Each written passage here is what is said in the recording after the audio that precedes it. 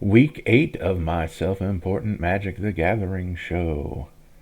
This week is Boros, the combination of white and red. You'll notice I don't have any other decks in queue for this week. So if this one is short, I'll have to think up of another one on the fly. So this week's commander is Arabella, Abandoned Doll. Red, white for a 1/3 legendary artifact creature toy. Toy was introduced as a creature type in the Duskmourn set, a set about 80s horror movies, more or less.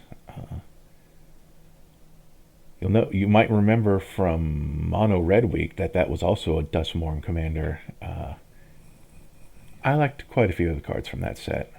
In fact, I don't remember if the card Reality Shift made it into my mono blue deck. I might not have remembered it existed back then. But that became a blue removal staple for me. We won't be looking it up here because we can't see it, but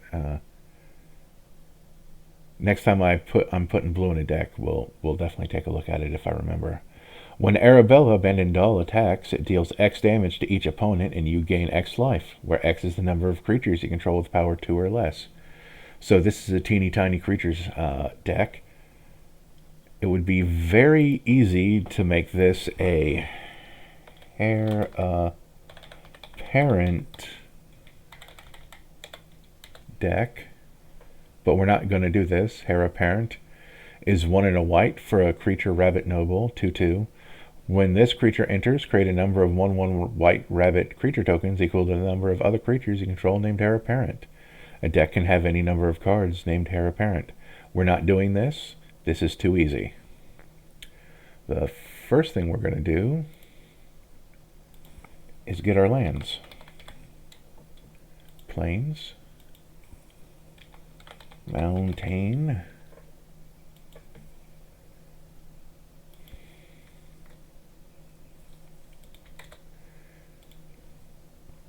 And because I liked Duskmourn lands, it seems like a good land to use for this deck.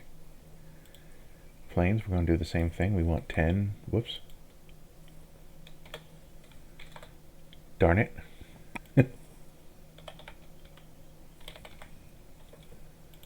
try that again. We want 10 of each. Quick scroll down to DSK. Switch to edition. Go up here.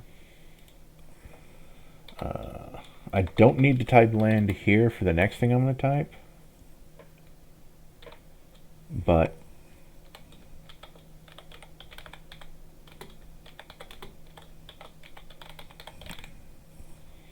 it'll save time later if I do it like this. So we'll take you. We don't need you. We'll take you. We don't need you. We don't need you. We'll take you. That's too expensive. And even though I know we can proxy, like there's just still a weird principle I go by in not putting in the original duels. And then we'll take you. So that is all the plains and mountains we need. Misfilled Plains I like having because it allows us, I mean, sure, it recurs to the bottom of our deck and maybe we're not always searching our deck, but I don't know, it makes me feel better. See, but now, this is why it saves time. We change these little T's, whoops, to O's. And then we get our Arena of Glory that gives haste to creatures. That's useful. I'm just ignoring all of these. This one's for if we control a plains or a mountain.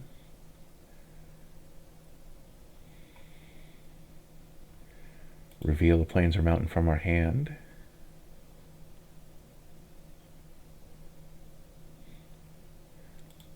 New from Ether Drift. Adds white, but can also add red if you have a mountains or a plains. And that's the end of that. And then 2 or more. Don't need any of these. What this is, if we have 2 more loaded lands, 2 or more opponents. How many lands does that put us up to? 31. So we have room for 6 more lands, and this isn't a typo deck, so that's not going to be easy. So we're just going to put in Com Tower. I didn't need to put all those letters in there, but good old Command Tower. Slapping myself in the face to think. Oh, this is what these other buttons are for. Go by popularity. We could put in the Battlefield Forge because we're gaining life, so that's not going to matter.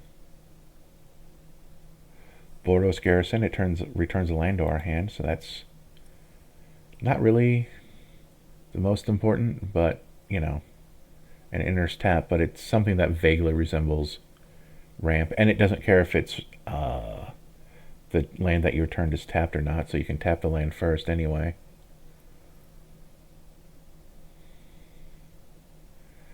This weird filter land that's colorless unless you tap a land that produces color alongside it. That's always weird, but, you know, I can't think of any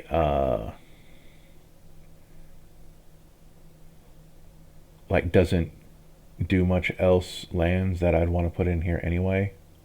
I don't like these 2 or fewers because I'm not playing. Like, this is definitely some high power first hand stuff.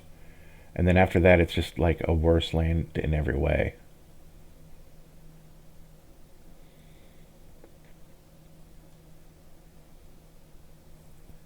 So what are we at? We at 35?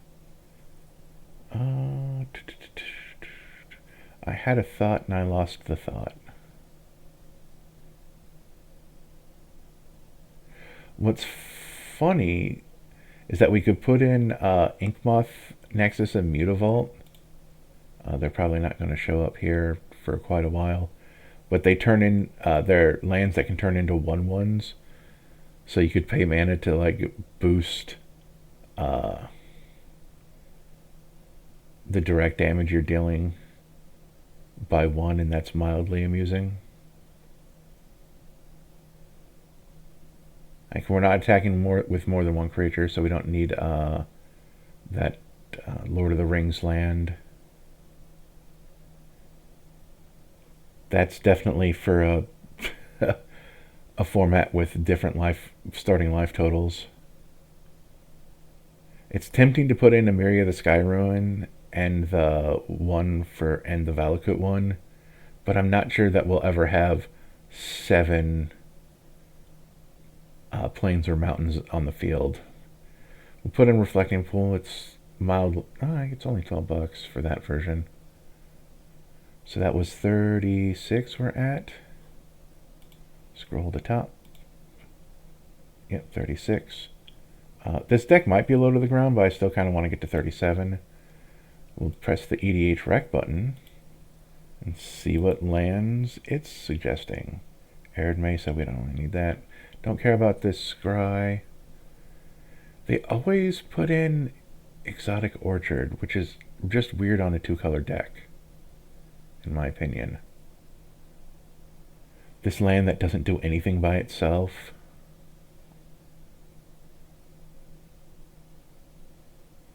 We're not drawing that many cards.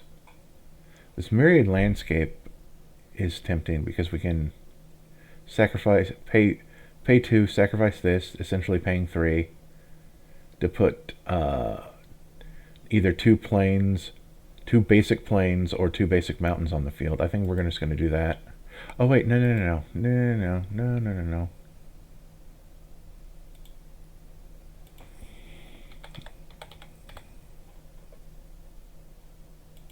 Good old friend Lotus Field. We have to sacrifice 2 other lands, but it makes 3 mana of 1 color. As long as we're sacrificing basics, that should be fine. So there we go with that. And now there is a function to like add packages. Like, we can go to our card packages, but I haven't made any, even though I really should. Just to like, oh, these are all my removal spells. So,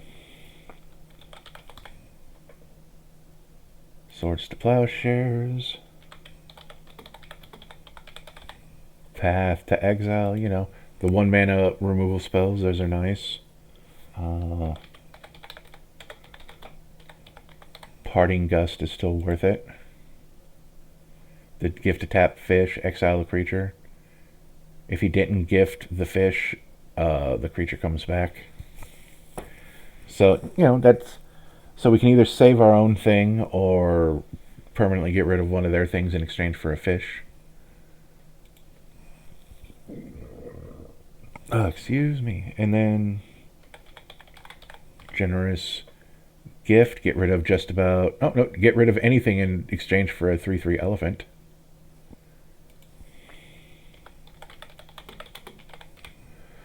Stroke of Midnight, get rid of any non-land in exchange for a 1/1 human. Excuse me, I'm going to take a drink. I'm a little thirsty.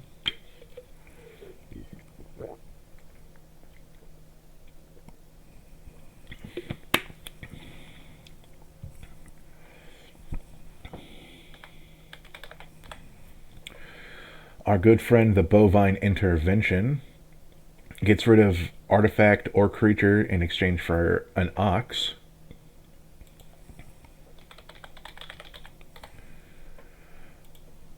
Disenchant, artifact or enchantment.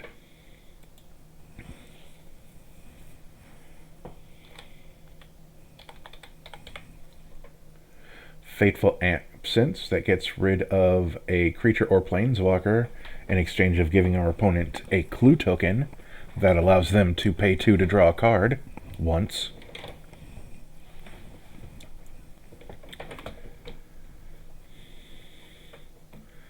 And I am going to rename this to Targeted Disruption.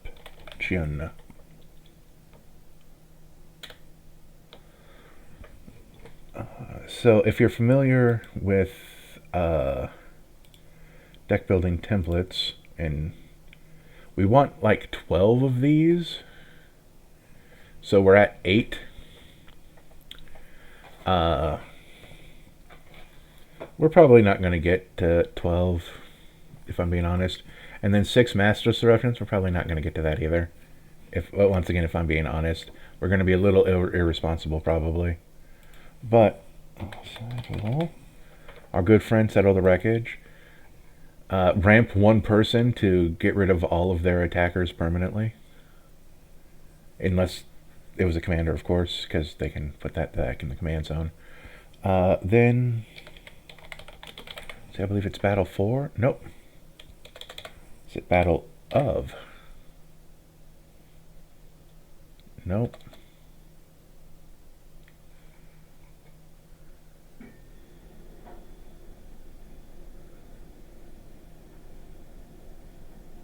You know, I bet it wasn't even a battle, and I just keep putting battle even though it's wrong. Is it Baywater? No.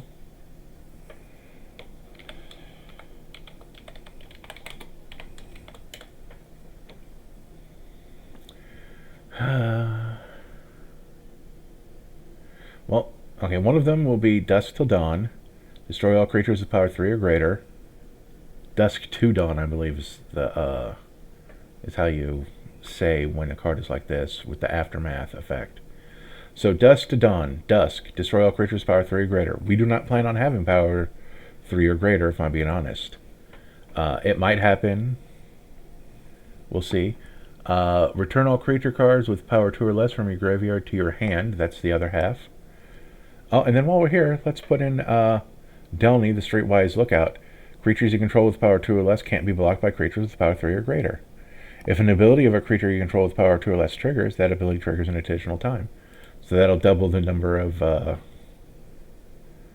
times Arabella triggers. While I look for the other one.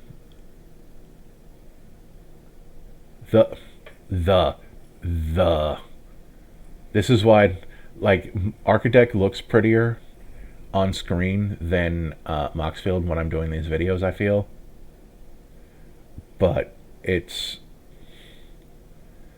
And it's Bywater, so I was putting an extra A. But, like, because I missed the. It's quick search. Couldn't find this. This card. Destroy all creatures with power 3 or greater, then create a food token for each creature you control.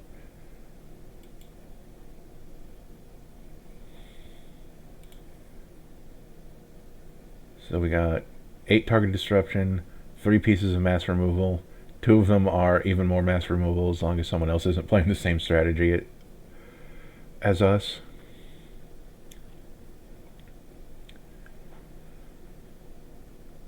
Okay, let's get our ramp. You can pry this card from my cold dead hands.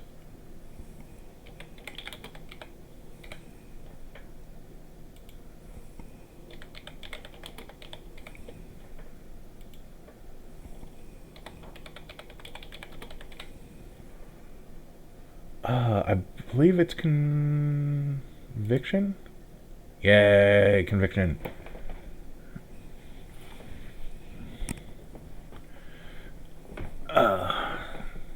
Just trying to get comfortable. One of my legs likes to fall asleep in these chairs, so I always have to move it around. Let's see, that's 4 pieces of 10 pieces of ramp. There's actually a couple. There's, yeah, T Saga. No, no, no, no, no. There's a specific saga that sort of makes a good piece of ramp if you get it early. Ooh, this one creates a creature with power 2 or less. Eventually. And it at least makes it to where you can get a basic planes to your hand. We don't need too many of these effects because we only got 10 basic planes, but load more results. I'll know it when I see it. The Restoration of Iganjo. Search your library for a basic planes card, reveal it, and put it into your hand, then shuffle. You may discard a card. When you do, return target permanent card with mana value 2 or less from your graveyard to the battlefield tapped. Lands have mana value 2 or less. Only problem, its other side is a 3/4, but it creates 1/1s when it attacks or blocks, so I think that'll count. And honestly, it does put a land into play eventually, as long as it survives.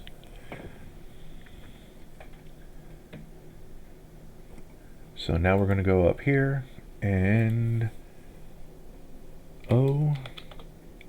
plains card -O basic.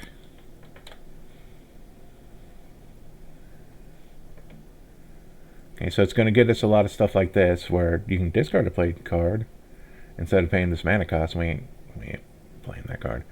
When Airlift Chaplain enters the battlefield, mill 3 cards. I don't want to do that. You may put a plains card or a creature card with mana value 3 or less from among the mill cards this way into your hand. Okay, yeah. I'm already not a fan of milling myself, which makes some of my future decks hilarious. But like that fact that it just goes into your hand, no. When Boreas Charger leaves the battlefield, choose an opponent who controls more lands than you. Search your library for a number of plains cards equal to the difference. Reveal those cards, put one in the battlefield and the rest into your hand. And it's power 2 or less. I like that. Cartographer's Hawk. When Cartographer's Hawk deals damage to a player or controls more lands than you, return it to its owner's hand. If you wish, you may. If you do, you may search your library for a plains card, put in the battlefield tap, then shuffle. I mean, it's power 2 or less, so at least we can try it. It's probably not good, but it's at least in the wheelhouse of stuff our deck cares about.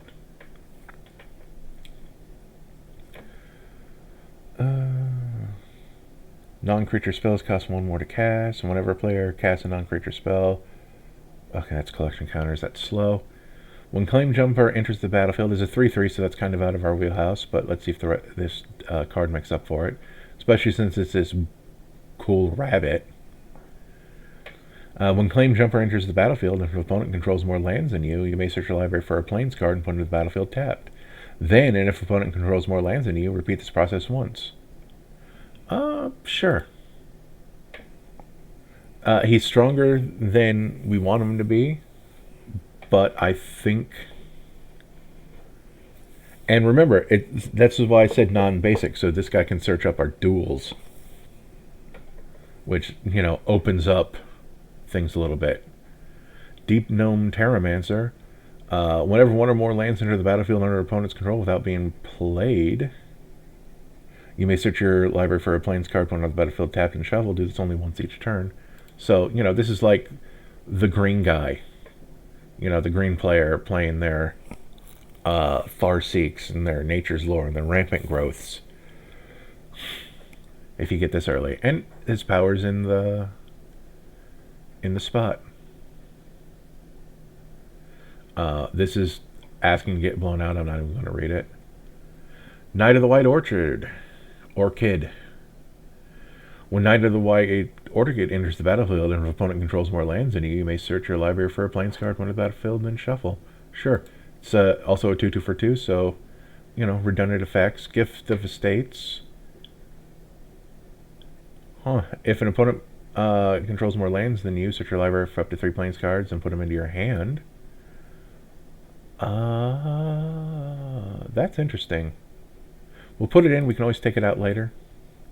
When Frontier Seeker enters the battlefield, look at the top 5 cards of your library. You may reveal a mount, creature, or a plains card from among them in your hand. Put the rest of the bottom of the library in any order.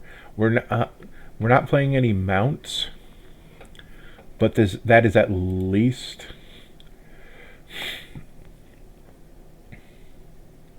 Sorry, that's at least in our strength wheelhouse. When Core Cartographer enters the battlefield, you may search your library for a plains card when the battlefield tapped. He costs 4, but still, I still feel that's good, considering white doesn't have... And all this technically counts as card draw, too, because it's just getting a card out of your deck. Oreskos Explorer. When Oreskos Explorer enters the battlefield, search your library for up to X playing cards, where X is the number of players that control more lands than you. Reveal those cards and put in your hand and shuffle. Sure. I don't expect much out of these last two. Scholar of New Horizons enters the battlefield with a 1/1 counter on it. Remove a counter from a permanent you control. Search your library for a plains card. Reveal it. If a mountain or lands in you, put that card in the battlefield for that. If you don't put the card in the battlefield, put it into your hand and shuffle. We're not going to be playing with +1/+1 counters, but that's a neat card. And then I don't want to put a Space Marine into this deck just on principle. Okay, so that's... Let's see if anything does it with the other land. I'm not actually expecting to... Actually, I know when that would search for a basic mountain, but I'm not putting it in this deck. When Outbound Guide enters the battlefield, you may search your library for a mountain card, put it into the battlefield tapped, and shuffle your library. Then he attacks each combat available, and then you have to sacrifice a mountain when he leaves the battlefield. So, not worth it. We don't have any Chandra Planeswalkers, so that doesn't matter. Discard a mountain. That searches for multiple things. This is going into deck in the future, but not this one. Although, actually... Well, no. If I end up building a second deck, I'm going to see if that deck can put this in it. In fact, I'll probably look right now.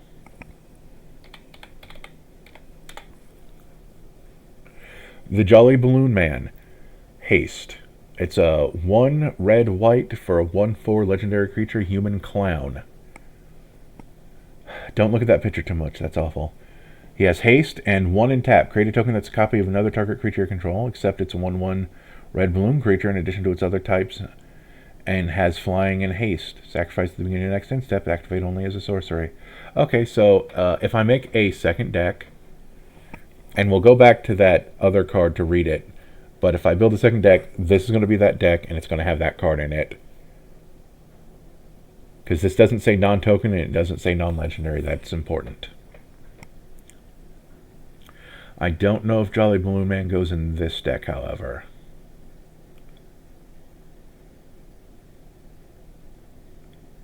So let's close this right now. We're at 65. We got one piece of actual draw. We got target disruption, removal, all of our lands. That puts it on the battlefield, so that counts. This, I plan on using it as ramp, so that counts. I'm going to put this in another section called conditional ramp. Conditional ramp. Create new category.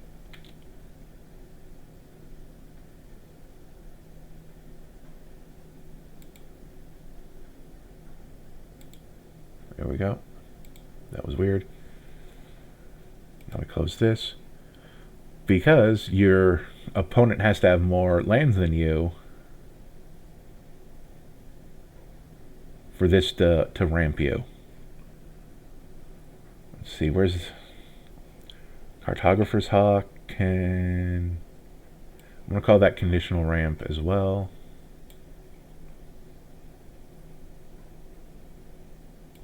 Conditional ramp.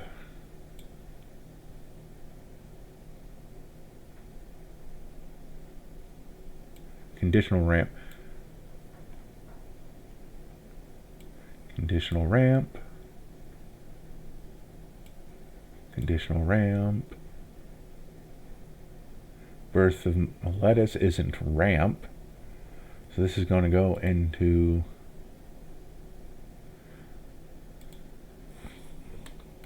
Land Tutor. Create new category. Create category. Because it doesn't put the land into play. That ain't ramp.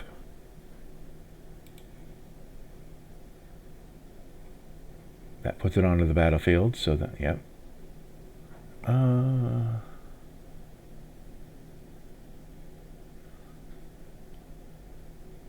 Okay, that's going to go into conditional ramp.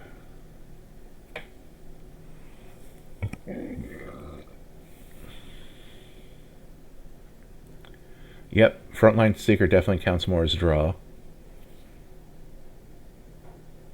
Actually, you know what? Even though I put that there, this is actually draw like that.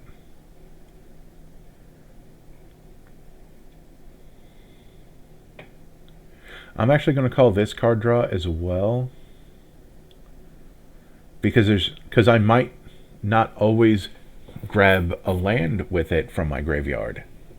I might discard a card with mana value 2 or less that isn't a land. And we want to be... wow, there is no red cards in this deck right now.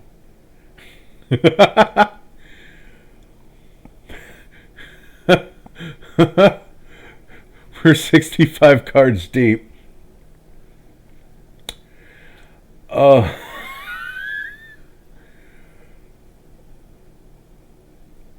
It's not my fault that the white cards were very important to all of the things. Oh,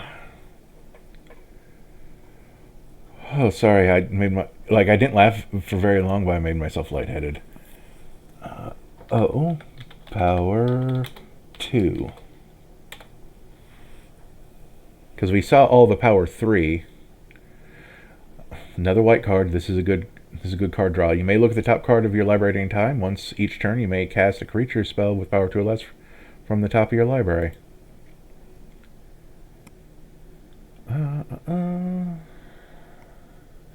When Driftgloom Coyote enters, exile target creature opponents until Driftgloom Coyote leaves the battlefield. If it had power 2 or less... Oh, I really should just look down here and like, this isn't what we need. Can't be blocked by creatures with power 2 or less. We're looking for effects like this, but ones that don't cost mana and are also on something that maybe will do more. Oh, Enduring... Again, white cards. Enduring Innocence. Whenever one or more other creatures you control with power 2 or less enter, draw a card. It activates only once a turn. And because it's an enduring enchantment, if it dies while a creature, it comes back as a non-creature enchantment. Hauling Victor. That gains control of stuff. Like Goblin Tunneler. Sure, it itself doesn't have haste, but it's a free... same with the Smuggler. It costs 1 more, but it's also a slightly bigger creature, so that's fine. They will make Arabella unblockable. And they're red. That's hilariously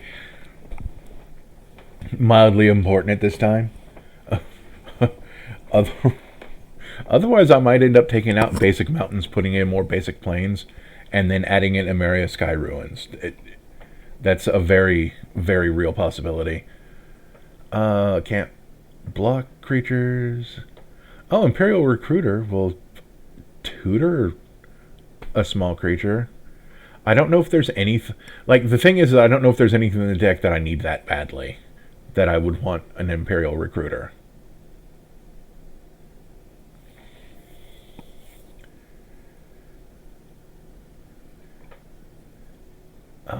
But, you know, we'll put it in the deck, because maybe I'm wrong. And that only... that's only one non-land tutor in the deck. Let's see... Okay, that just gains flying. Living Phone dies. Look at the top 5 cards of your library. Reveal the creature card with power 2 or less and put it in your hand.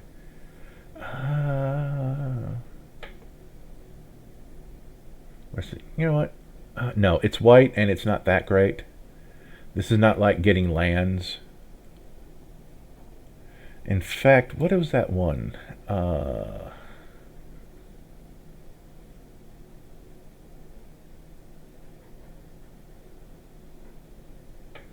The one that leaves.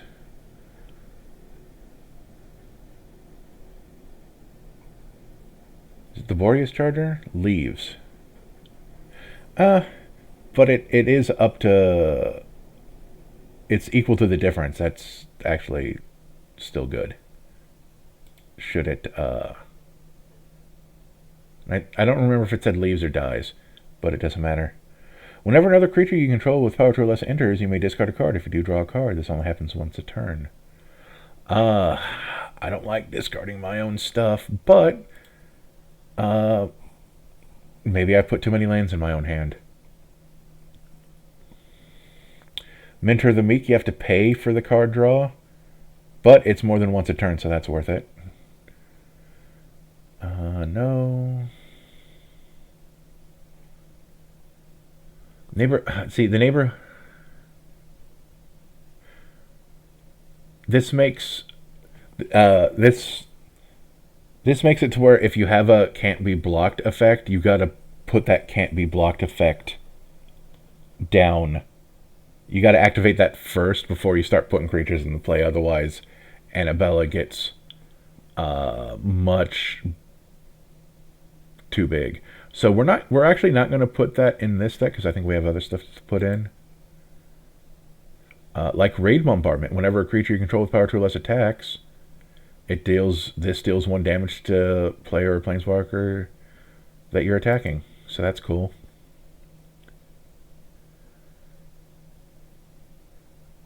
There's another card, but we'd have to revise our search for 1 or less, which we probably will, just to see. That costs... It's good to have this redundant effect, and it's free. Revelark leaves the battlefield. Return up to 2 creature cards power to less from your graveyard to the battlefield. It itself is a 4/3. I don't think we're not gonna do any Revelark shenanigans, I don't think. Whenever Sardock, Master of Buckland, or another non-token creature with power 2 or less enters the battlefield, you get a halfling. Tap 2 halflings, and this guy gets bigger. I think we're going to put him in, because, you know, he multiplies your creature count, and that's important. When this guy enters, draw a card, then discard a card, unless you control them. Yeah. Creature cantrips, I think we're going to ignore them. There's 3 of them. There's like 2 others in white that don't care about the power of your creatures. But I am going to try to get more red in this deck, and so I'm going to ignore stuff like this.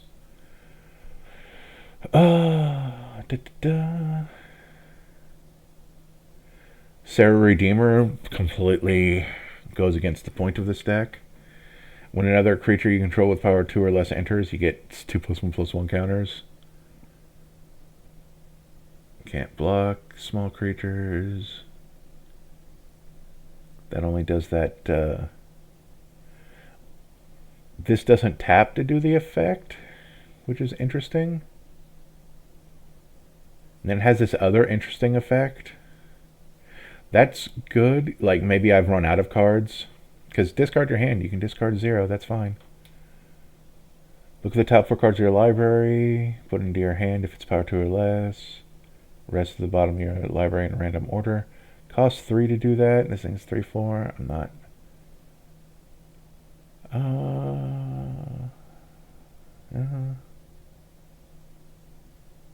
No. Oh, this is another, like, the enduring that enduring creature from above. Only it doesn't come back as an enchantment, but it still only triggers once a turn. Scroll to top. We are at 77. Yeah, we might be cutting mountains because we don't. We'll probably leave 5 basic mountains, but yeah. So we're going to change that 2 to a 1. There we go. Cavalcade of Calamity. Whenever a creature controls power 1 or less attacks, and Arabella has base power 1, and will probably always have base power 1. Oh boy. Hero of Oxid Ridge, not going into this deck, but this is interesting. Haste, Battle Cry. Whenever this creature attacks, other attacking creatures get +1/+0 till end of turn. Whenever Hero of Oxid Ridge attacks, creatures with power of 1 or less can't block this turn. Which generally means walls. Which is just an interesting piece of flavor.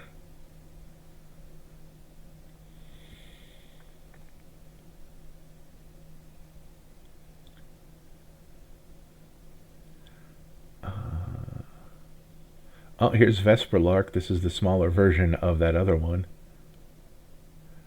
When it leaves, return target creature with power 1 or less. Huh. And it's in the wheelhouse, but we're not going to do it. And War Name Aspirant also can't be blocked by walls. Like, they probably weren't thinking about walls during Cons of Tarkir, but it is just interesting to know that walls generally have 0 attack power, so anything that cannot be blocked by small things doesn't care about your infrastructure. Okay, so we're at 78.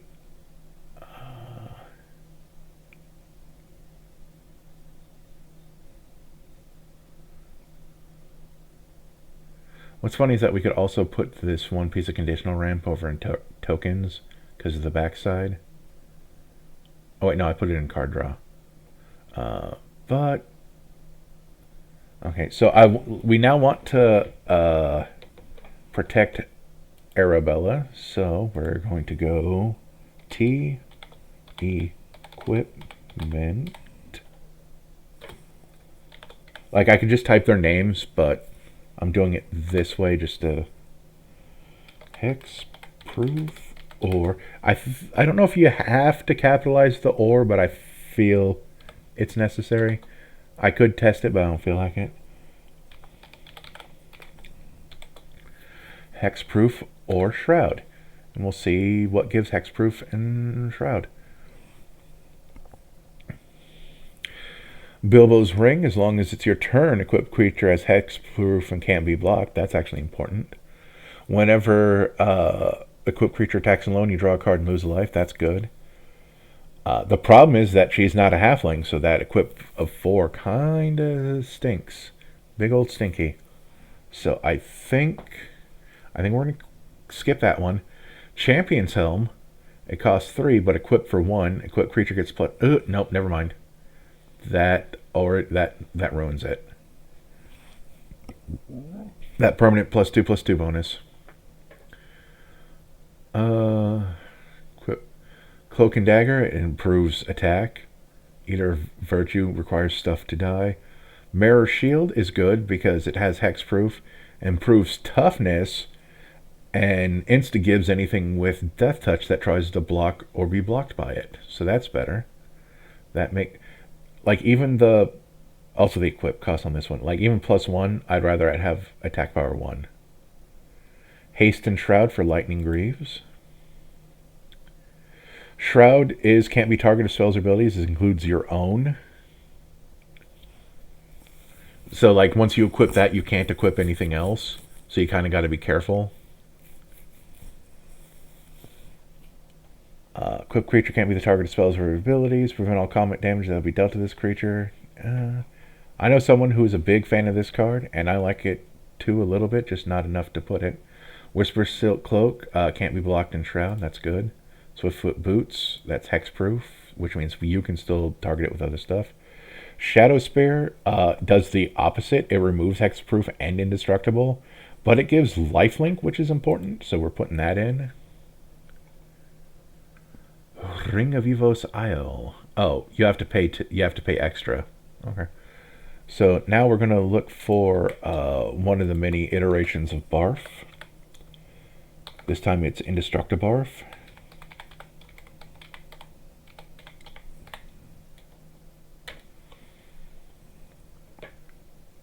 So we want Darksteel Plate that gives equipped creature indestructible. And Mithril Cloak, which will automatically equip itself to Arabella because she's legendary.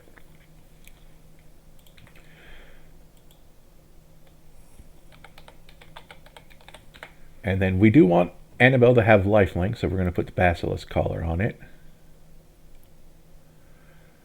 And then we'll see if anything else has a fair equip cost and doesn't give it too much. Because we don't need her attack power going up. That's not the important part. Equipped creature has lifelink. Whenever creature dies, return that card to the battlefield under its control at the beginning of the next end step. Too bad it's a 40k card, so on principle I won't be adding it. If they ever reprinted this as not 40k, although equip cost 4, lug. Plus, nope. Nope, okay, so that's the end of that. We only have 2 pieces of lifelink, but that's fine. It's not super important, it's just nice. Now we're at 86.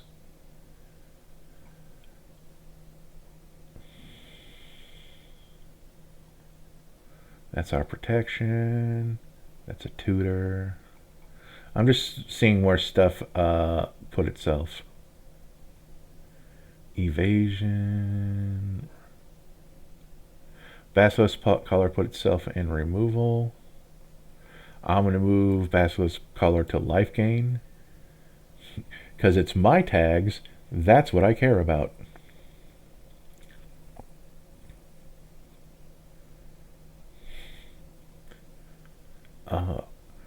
Well, actually, our card draw isn't nearly as bad as I thought it would be. We're at 9. The cards in there draw cards, even if some of them specifically only get lands into your hand.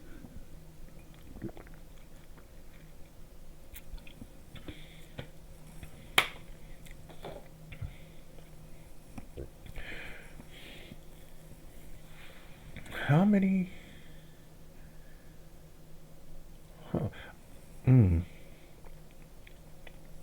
Sorry, I'm making sounds because I'm thinking of cards that can go in this deck. Like, even if some of them would be victims of my other cards.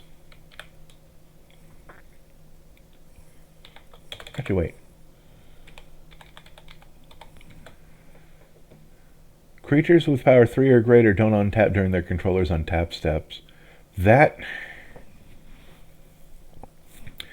spiteful, but I like it.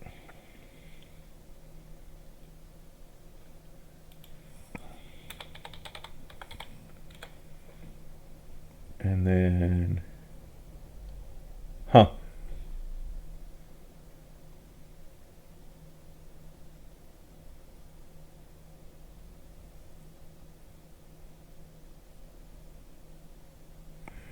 Yeah, the Might Stone is honestly a lot less interesting. It's like a colorless orcish orniflamme, but anyway, 2 attack gnome. Gnome spelled correctly. There we go. So, whenever you attack with one or more non-gnome creatures, put a +1/+1 counter on this creature, Anim Packle, 1000th Moon. So, like, she gets bigger than our power 2 pretty quickly. But she creates X/1/1 colorless gnome artifact creature tokens that are tapped and attacking, where X is the number of counters on her. So while she herself doesn't play into the strategy, she creates creatures that will, even if and those creatures, if Delaney's in play, won't be able to be blocked by big creatures anyway, though they're probably still going to die because they're just garbage gnomes. But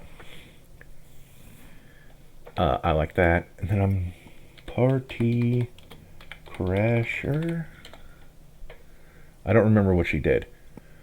Oh, she just gets a +1/+1 counter. She doesn't go in this deck. I just remembered she'd existed. That's another card in the token strategy. Stacks. It's like the one piece of stacks that's going to go in this deck because it fits the theme.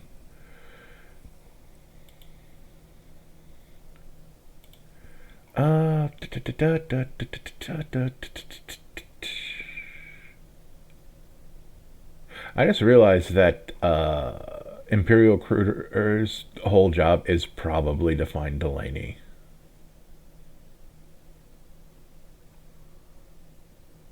Like, that's his whole job.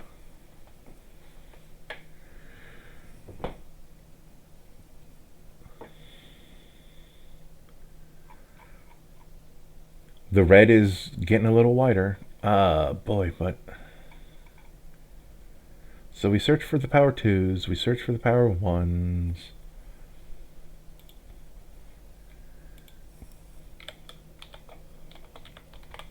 I'm going to double check power 3 only. I'm going to spell words correctly. 3 or less can't be blocked this turn. We're not doing that.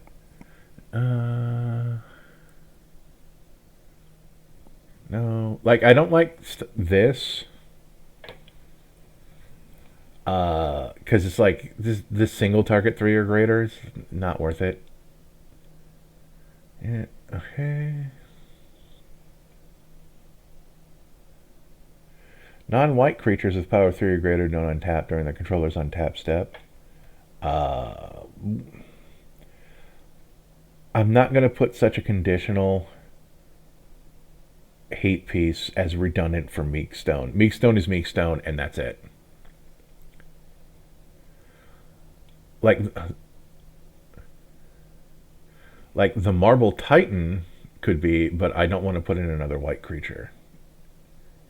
Like, the Meekstone is going to be this, like, one-off. If I get it, I get it. If I don't, I don't. Like, sure, it's $11 for a card that I'm not... It's like a cool surprise at the bottom of a cereal.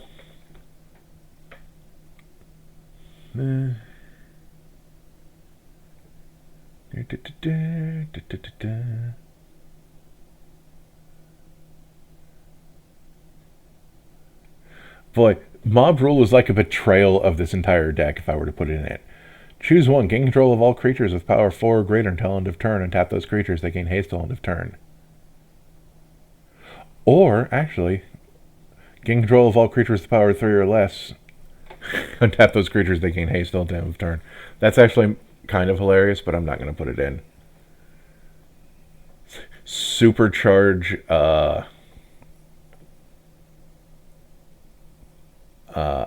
is it Anna? Have I been calling her by the wrong name? It's Arabella, and I've been calling her Annabella. Puppeteer's Verdict. I don't feel like flipping coins. I don't like that target creature. Oh, Solar Tide. It's expensive, but it still does the thing. You know what? It's expensive. Like, for this much mana, it should be better than this.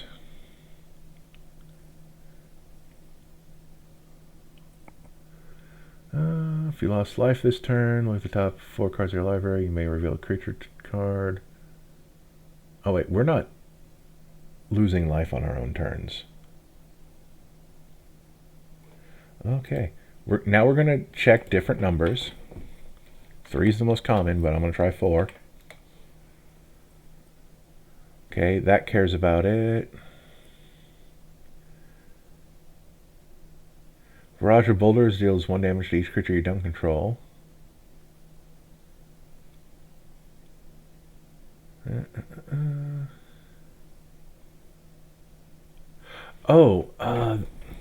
Okay, so there are other mess.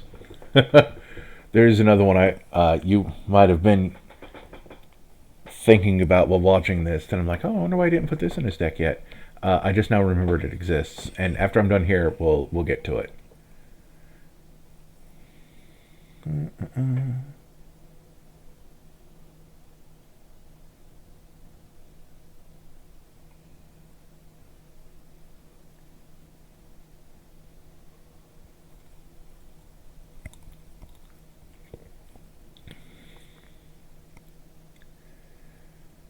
Yeah, the 4 graders all targeted.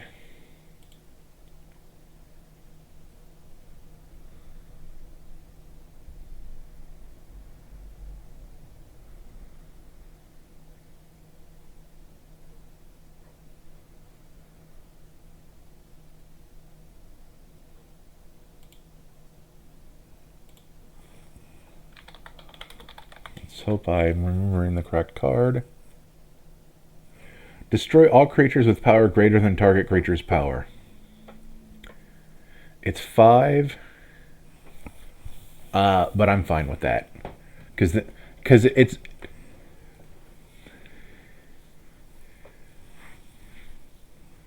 it's kind of funny that it's basically the same. Because I'm like, okay, this creature has power 2. Anything with power 3 or greater is donezo.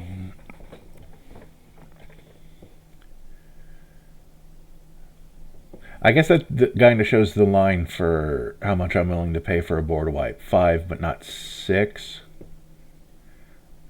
Although there are some 7 ones I'm willing to pay for. Maybe I will put in that other one.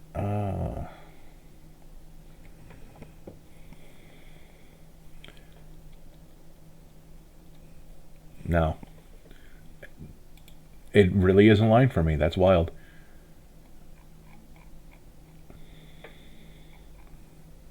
Oh, Chaos Warp. I forgot to put that in here.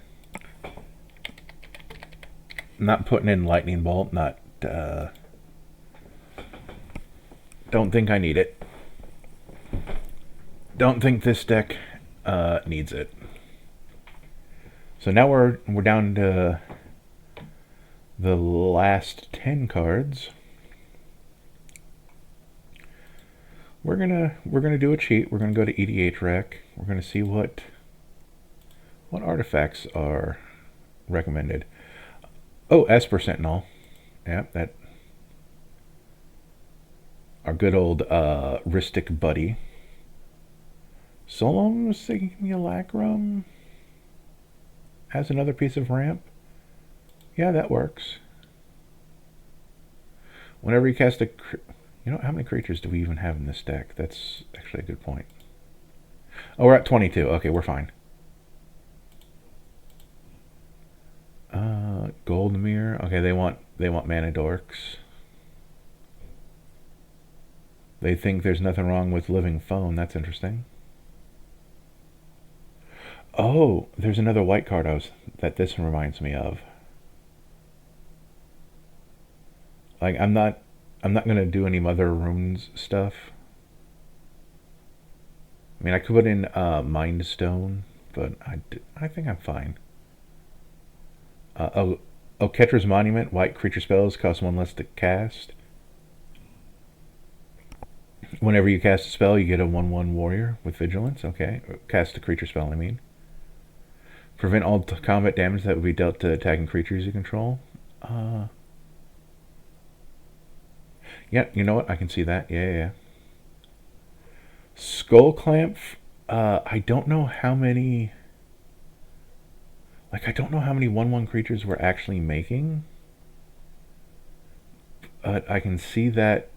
Like, we only have 2 token makers over here, and then another one in another section.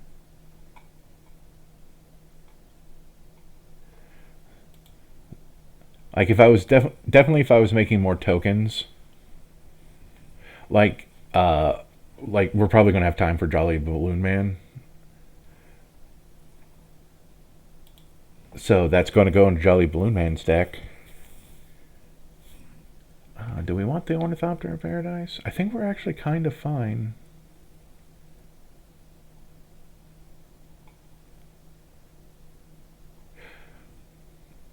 Okay, I got confused because I put it to artifact, and this is showing me creatures, but they're artifact creatures,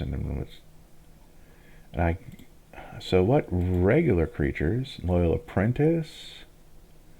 At the beginning of combat on your turn, if you control your commander, create a Thopter.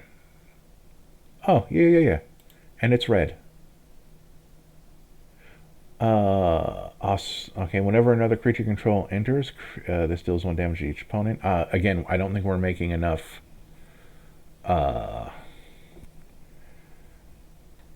creature tokens. I mean, I know we have a lot of creatures.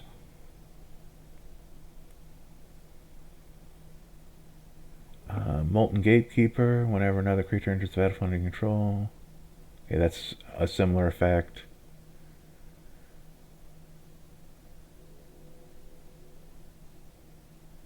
Oh yeah. I see on this one. I mean, she's a little big, but whenever you attack for each opponent, you get 3 more 1/1 humans.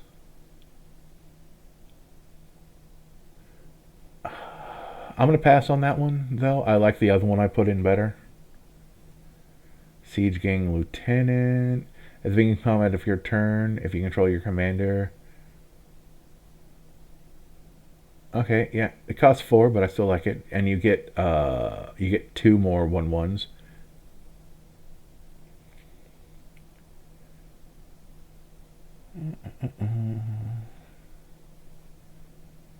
Charismatic Conqueror.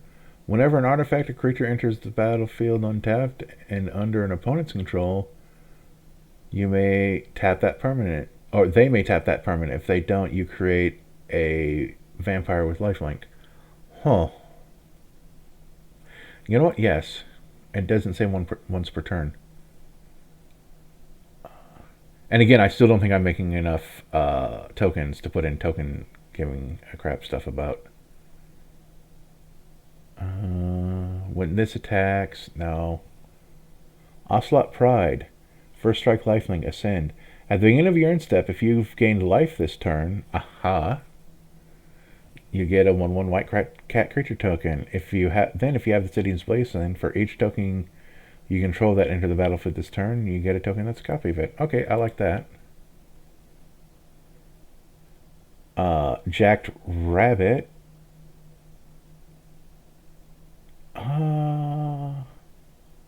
That's neat, but I think I'm going to pass. Whenever another creature enters the battlefield under control, scry 1. Oh yeah, Lauren is a disenchant who's also a creature that draws us and someone else cards. Grand Abolisher prevents our opponents from casting spells on their turn. I don't think we're going to lean into the stacks though. We just have that one piece because it's funny. This creates a creature every turn, but it has to attack. Whenever one or more creatures you control deal combat damage to a player, you get a treasure. Okay, yep, professional. And then you can sacrifice treasure to exile the top card of your library. You may play that card this turn. I like that. Witty Roastmaster. Whenever another creature enters... Oh, okay. Give her runes. Scroll Deflector Might. Okay, so what are we at? We are at 99. Our red is much more respectable, but I still think we're going to do...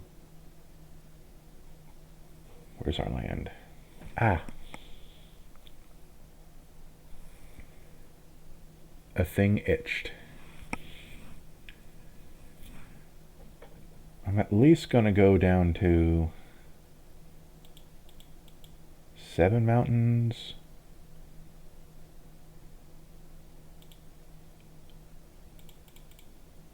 To 13 plains.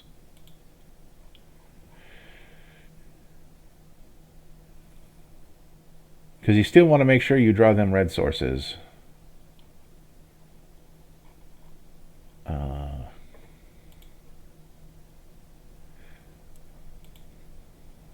For some reason this feels less like cheating than it normally does. Oh, that's funny. Reconnaissance?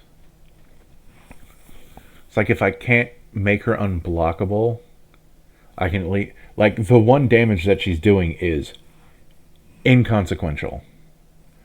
Ooh, but we do want City on Fire. Oh, I'm gonna have to... Okay. So we're gonna probably end up taking a couple of things out because City on Fire reminded me.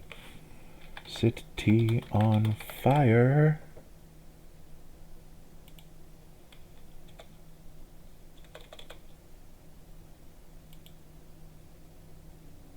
And also F-I-E-R-Y. Fiery Emancipation. So we're one over.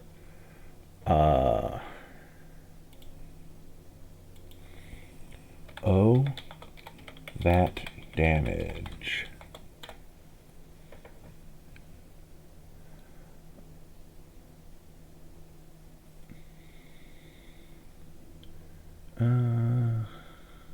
Angrath's Marauders. If a source you control would deal damage to a permanent or a player, deals double that damage to that permanent or player instead. It costs 7. Don't care.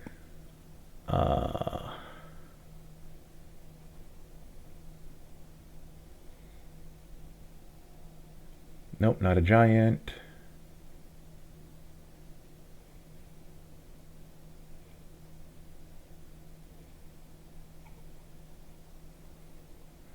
If a source... Okay, this is for anybody, so we don't want that. But we want Fiendish Duo. If a source would deal damage to an opponent, it deals double that damage instead. Man, I completely forgot this very important section.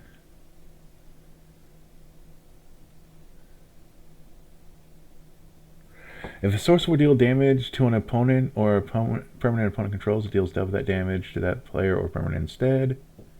And then half to me, that's worth 7. If a creature would I control, Gratuitous Violence is also good. This also means we're going to redo our lands again, because all of these pips means I definitely want 10 and 10. Sorry. Just still got an itch to scratch. Eugh.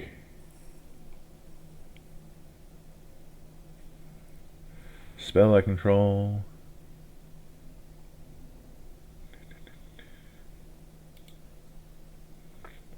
I should have been more clear in my... Ooh. 4 pips is hard, but Phyrexian Vindicator is such a good card. 4 solid white pips for a 5/5 flying Phyrexian Horror. If damage would be dealt to Phyrexian Vindicator, prevent that damage. When damage is prevented this way, Phyrexian Vindicator deals that much damage to any other target.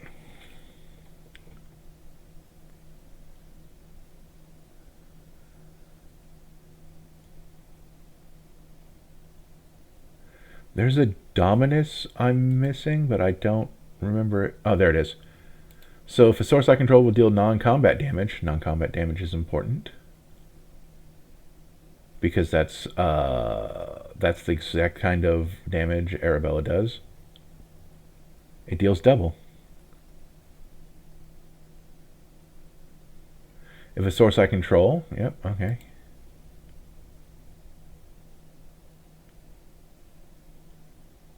If a source I control would deal non-combat damage to a permanent player, well, there are 4 more card types among cards in my graveyard. That's conditional. That's a little too conditional. Non-token creature. Nope. Okay. So that's the end of the deck. I did throw like 8 cards in that I like. Some of them are creatures that are bigger than what Arabella cares about. In fact, several of them are, but I feel like it is worthy. Hold on. Got an itch in a different area code.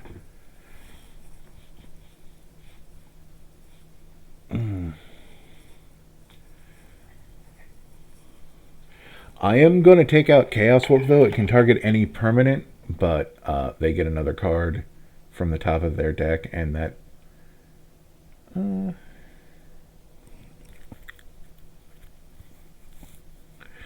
Nah, that card's fun. I don't even have any kind of ad blocker on Edge, so that's weird. I wonder if it's Bit Defender. Let's see.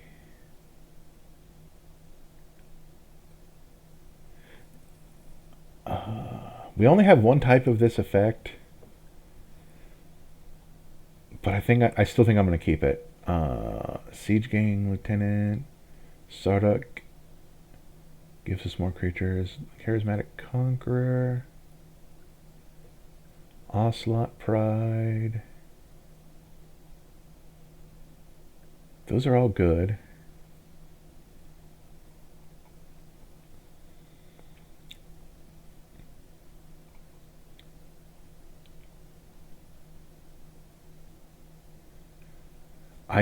Ooh, that's actually...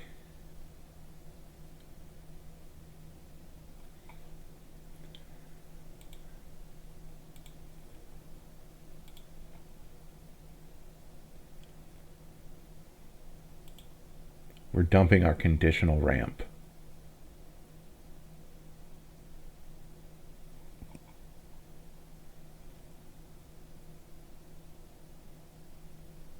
And we're also dropping Esper Sentinel because it's conditional draw.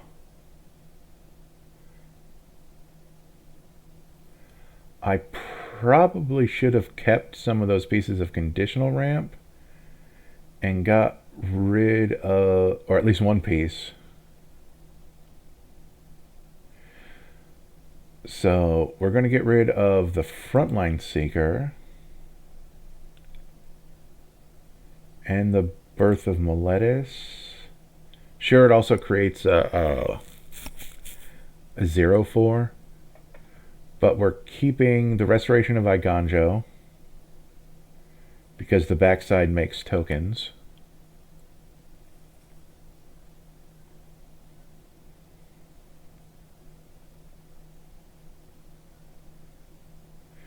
Like, Phyrexian Vindicator is... Like, we have things that are bigger than what she cares about, but they're just flat good cards. But we're going to get rid of the Vindicator, because it doesn't... as much as I really like the Vindicator. But we're going to keep our damage doublers, even though they're bigger. But that's 1, 2, 3, four creatures outside of our wheelhouse.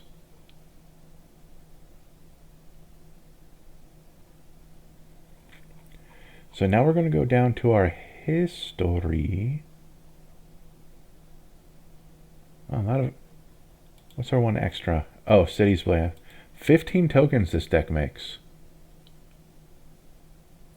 Not all of them for us. Anyway, where is our history?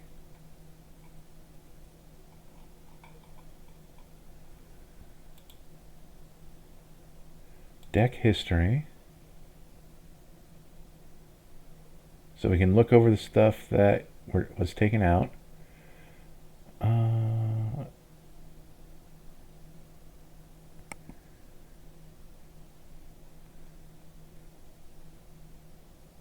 So it starts here. So the Gift of Estates is a sorcery that gives us 3 plains cards into our hand. Cartographer's Hawk has to hit, and it goes back to our hand. That's kind of obnoxious. Enters the battlefield, search your library for up to X plains cards, where X is the number of players that control more lands than you. So that's 1 to 3. Deep Gnome Terramancer. Claim Jumper is bigger.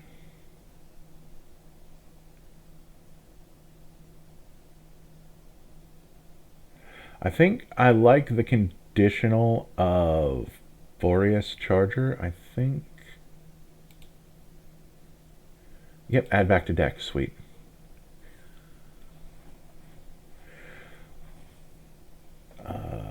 Though I forgot how many. Okay, so I can put in 2 more. Oh, good. It remembered its spot. That's cool. So, like, if someone's turboed ramped by when this thing leaves, that'll be cool. So now we go back into deck history, and we can return 2 more. Let's see.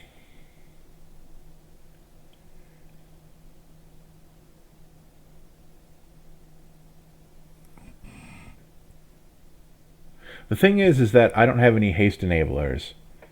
So while that's repeatable, it's incredibly slow. That's one. I like the variable on it being 1 to 3. So we will add that back.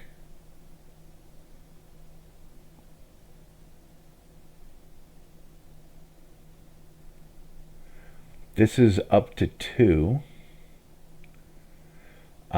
This one is who knows. So I like the Deep Gnome Terramancer as the last card.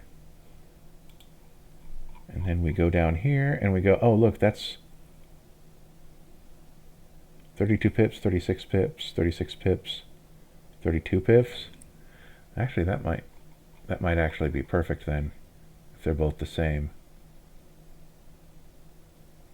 And we have so many things that search for plains cards. So that's 100. I like the way this deck turned down. It's estimated 2, but this could, I guess, easily be made into a 3 if I were to make different decisions. Oh, this is another one that's it got put into protection instead of burn. So we got quite a few things that are outside of our commander's power wheelhouse. But like the Meekstone is probably completely unnecessary. But me with my brain would probably just put in another piece, like a 4th piece of conditional ramp. But yeah, no, I think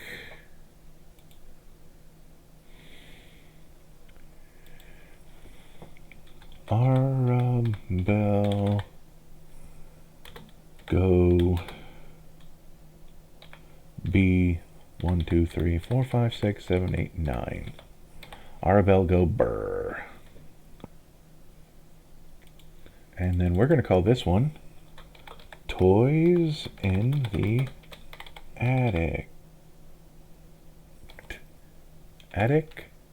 No, that's... I don't know how to spell words. A-T-T-I-C, right? Attic. Attic. Sometimes referred to as a loft. Directly below the pitched roof of the house or building. Okay. Yay, spelling words. Toys in the Attic is an Aerosmith album, I believe. I don't think they actually had a song of that name, but I'm only a peripheral fan of the band. Like if a song comes on the radio, I'm like, oh sweet, because they only play the good ones, thankfully. But yeah, no, that's save. Oh yep, save changes. Toys in the Attic. Ding, and then yeah, we're only an hour 15 in, so we'll probably end up going over 2 hours, but we are going to ding. We're going to open it in a new tab because I'm probably going to want to copy like my targeted removal. Oh, this goes over into targeted disruption because it is a targeted disruption spell. And then I'm going to want to copy my land and my targeted disruption piles, but nothing else.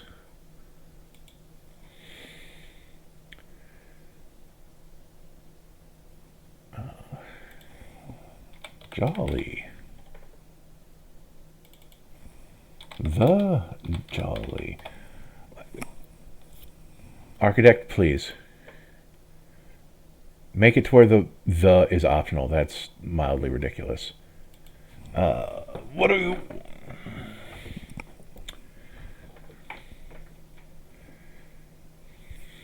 I don't really have a name for this one.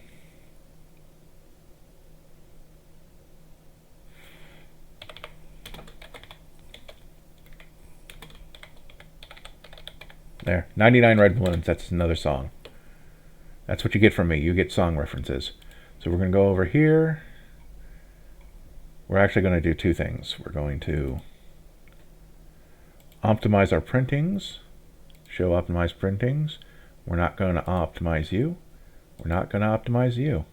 But everything else, y'all can get optimized. Unselect. Land. Card names with quantity for the lands.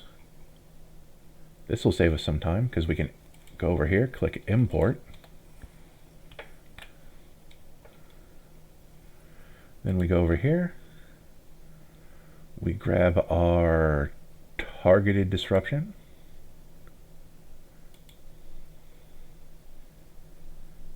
And then I don't think, yeah, we're not going to need anything else from here. Probably.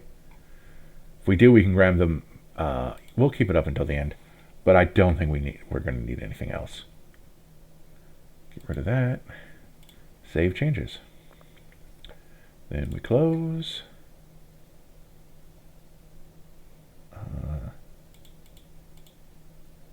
We're going to change that. Just in case this one ends up more even. But we are. Because it didn't save the sets they were from.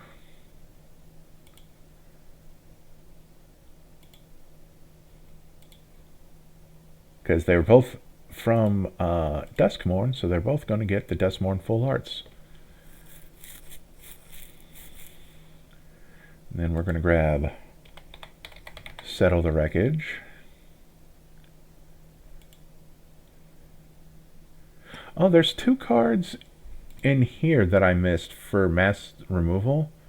I missed Vandal Blast and Shattering Spree. I guess artifacts are somebody else's problem because, again, I don't know. Sorry, once again, I don't know what I'd play. Change. Vandal B? Dang it, now I have the hiccups. Sorry for all biological noises.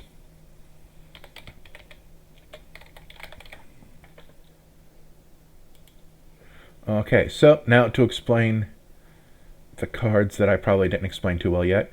Chaos Warp is 2 and a red for an instant. The owner of target permanent, so that means it could be a basic land, which is hilarious, shuffles it into their library, then reveals the top card of their library. If it's a permanent card, they put it into the battlefield. So they could get something better, they can get something worse. Or it could be an instant or sorcery, and they don't get anything at all. It's kind of a gamble. That's why it's Chaos Warp. Vandal Blast is 1 red for a sorcery, destroy target artifact you don't control, but you can pay 4 in a red to destroy all artifacts you don't control. Shattering Spree is 1 red, destroy target artifact, replicate red. When you cast a spell, you copy it for each time you paid its replicate cost. You may choose new targets for the copies. So, it's an indefinite number of artifacts limited by the amount of red mana that you have. All right. Oh, okay, so this is creating a token, and that's right there in our command zone. Boy, I could have swore I said that there were like 2 cards we were going to get into when the Jolly Balloon Man was our commander, but I only remember one of them, but I'm sure the other one will come up. So we want There and Back. I believe that was the name of the saga. There and Back. This is a silly card. 3 red for an enchantment saga. If we haven't covered sagas before and you're someone who only knows Magic the Gathering through me, well, hello. There are so many other more eloquent people you could be listening to, but I thank you anyway. Up to 1 target creature can't block for as long as you control There and Back again. The ring tempts you. The ring... I do believe we talked about the ring on just the previous episode. Yeah, because that was Frodo Sauron's Bane. So you can just refer back to that. But this means, that's a lot for 5 mana. So, the first turn you get it, that's the first thing that happens. At the start of your main phase on your next turn, you get this second effect. Search your library for a mountain card, put it into the battlefield, then shuffle. This could have gone into the previous deck just for that, but that's like 5 mana for that effect, and it's not really worth it. But this is the turn after that. This is what we want. Create Smaug, a legendary 6/6 red dragon creature token with flying, haste, and when this creature dies, create 14 treasure tokens. Now, as you might recall, only 1 legendary creature can exist on your side of the field with the same name at once. So what you do is that you hope no one destroys this thing and you get Smaug. Just put that in the deck real fast. And then you use Jolly Balloon Man to create a token that's a copy of Smaug. Now you can only allowed 1 copy of Smaug, so you got to say which copy of Smaug you're going to keep. Are you going to keep the 6/6 or keep the 1/1? You're going to keep the 6/6. So the 1/1 dies, but you get 14 treasures. I don't know what we're going to do with those 14 treasures, but that's the dream. That is the dream scenario that we want to live in. And it's fine. We'll be fine. I don't know how we're winning, but that's what we're doing.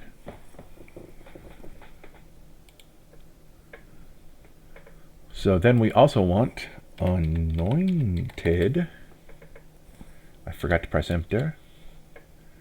We want Anointed Processions. If an effect will create 1 or more tokens under your control, it creates twice that many tokens instead. So Jolly Balloon Man makes 2 Smaugs, and each Smaug that subsequently will die because of the legend rule will create 28 treasure. I don't know what we're doing with these treasures. But again, that is the magical Christmas lands we want to live in. Actually, what we're doing with those treasures is probably paying for Anointed Procession because it's a $90 card because it's incredibly desired.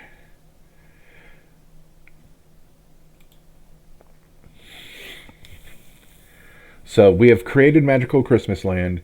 Let's build a somewhat viable deck on top of that.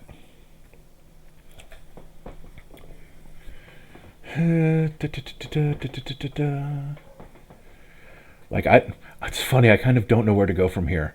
Uh, something something tokens.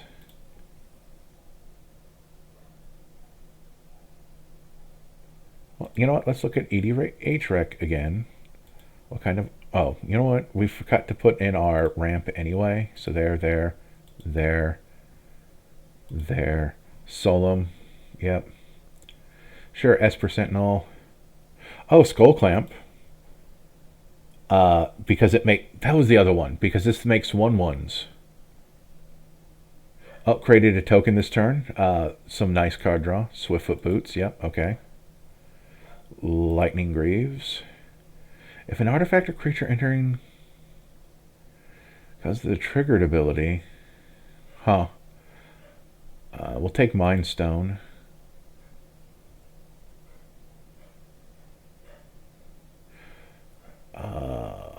Molten Gatekeeper. Yeah, I mean, it... So we're probably going to be abusing Enter the Battlefield effects. Actually, I don't know if... I mean, we're going to see on stuff. That might go away. Then we're going to want the other ones as well, but we're currently on artifacts, so we're not going to see everything. Whenever the ability of equipped creature is activated, if it isn't a mana ability, copy that ability. Oh, yeah, we definitely want Illusionist Bracers. Sacrifice a creature to add 2 colorless. Since the creature dies at the end of the turn anyway, I can see where that would be useful. I don't... Not sure. I can see where they'd want Arabella in this deck, so you can attack with her after creating X number of tokens, but I don't think we're going to rely on that. Thought Vessel for more ramp. Oh, Marvin, Murderous Mimic. 2 for a 2/2. Marvin has all activated abilities of creatures you control that aren't Marvin. So, yes. So that way we have another way of... Oh, yeah, I see. Wormcoil Engine. Then... Yeah, because when it dies, it creates those. Yeah, I can see that. And I can also see, too, that it missed. But let's go through the rest of this. This is actually giving me ideas. Let's go to creatures. Solemn, of course. Sun Titan. Well, welcoming... Yep, okay, that, and that, and that. Because because this is another token doubler. Draw. Okay, I can see where they're going with this. We'll come back for that. Agate Instigator, yeah, because that's more of that effect. I don't think we're searching our decks for small creatures. I don't think we're exactly attacking with those creatures.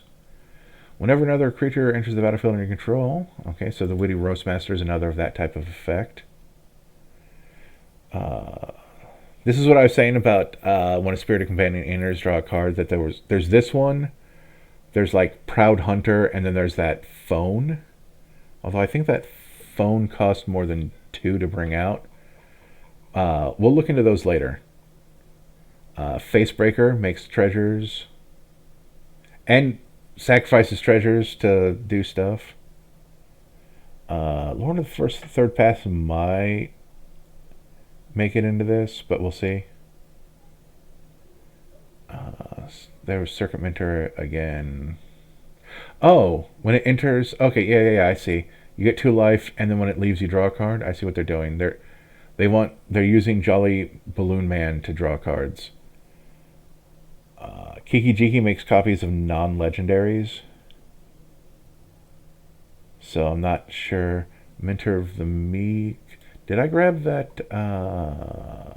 Yeah, I grabbed both of those. Okay, cool.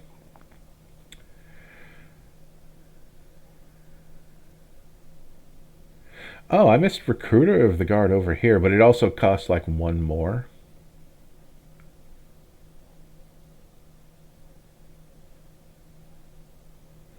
Right, because we're going down here. Nope, costs the same amount. You know what? I'm going to dump the Meek Stone for Recruiter of the Guard to have a redundant tutor. Yeah.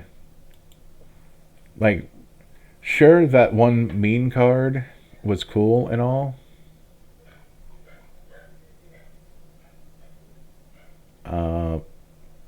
And she herself is a 1/1, so there we go. Real-time deck updates.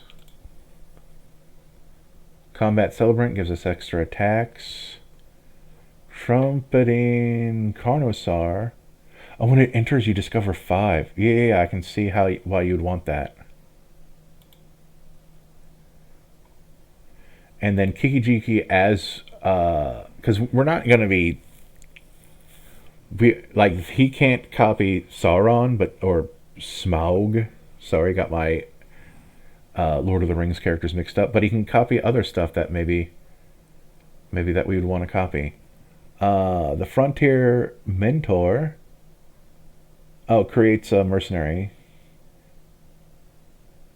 Oh, whenever you activate ability that targets a creature or player. Okay, yeah, that's another ability copier. Perforos is another one of those things, but it's 2 damage. Wall of Omens is another one of those effects. I don't know how many of those we're actually going to want. Overlord of the Boiler Bilges. When it enters or attacks, it deals 4 damage to any target. And then you can impending it for 4. I don't know. We might come back to that. If a permanent entering the battlefield causes a triggered ability of a permanent you control, it does that. Okay, we're going to kind of ignore that for now. Like, we're not going to do, like, the super mean stuff right away. We want impact trimmers.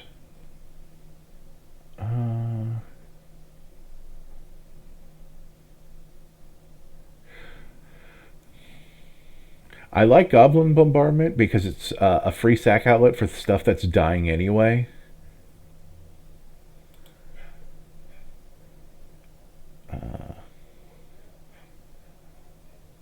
Whenever one or more tokens you control enters, draw a card only once a turn. It's kind of like Populate, but not really. Yeah, no, we're not doing that. Boy, that's mildly interesting. But there are Triplicate Titan. It's like a bigger Wormcoil engine. And Triniform. Right? Yep. It's the Phyrexian version of that. So what are we at? We're already at 82. Thanks to EDH going, oh, here's some things you might want to think of. And we have a much better mix of colors for our multicolor deck. We're now that we have all of this, we're probably going to want some more big stuff. Actually, I'm kind of just curious. Yeah, we're definitely living in the middle area just because that's where small stuff is. Over here. Just mildly interesting.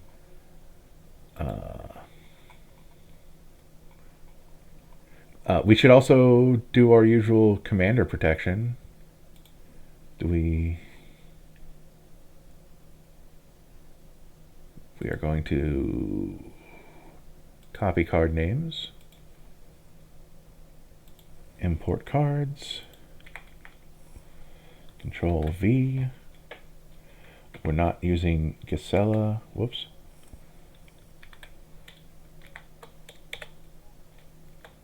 There we go.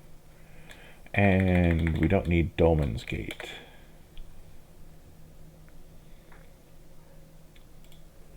Save those changes. But because we don't care what his power is... Oh. Some of them I already put in the deck, so let's do that. Let's go back in here. T-E-quip.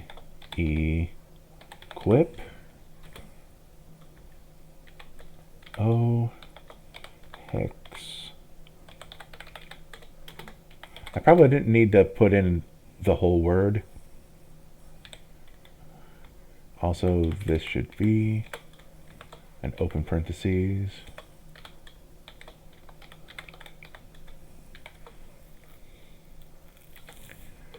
There we go. He's not a halfling, but Champion's Helm is now viable.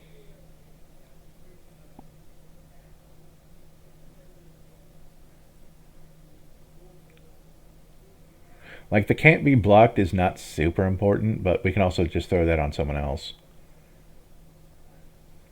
Shadow Spear is tempting. Lifelink is always tempting.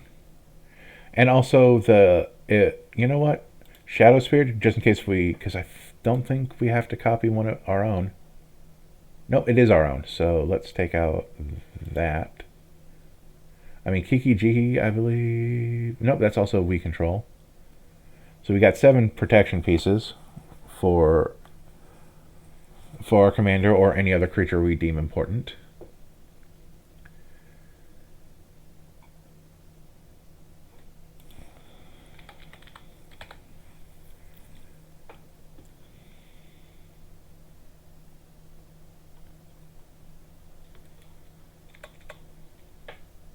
Jaxis. Jaxis is the same thing as Kiki Jiki. Oh, it's discard a card, but also when the creature dies, you draw a card, but you have to discard a card to activate it.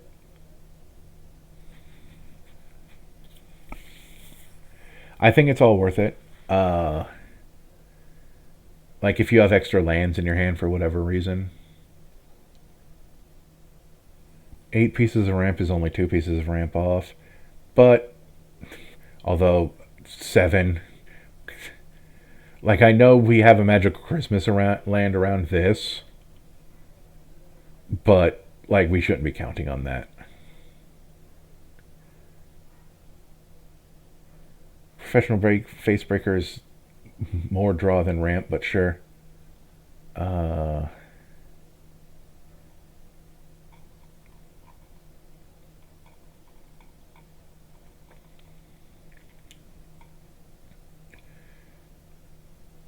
I think there's something else besides... I think there's a different bracers that we could also put in here. B-R-A-C-E-R-S. What other bracers are there? Battle Mage bracers. Whenever an ability of equipped creature is activated, if it is an mana ability, so you can pay double. So that's worth it.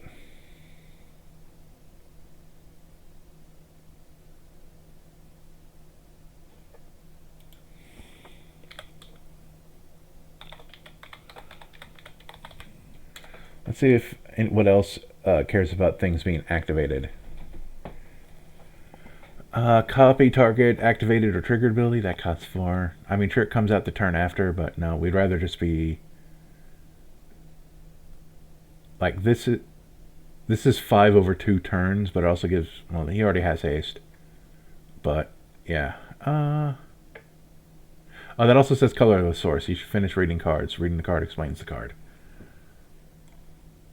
No.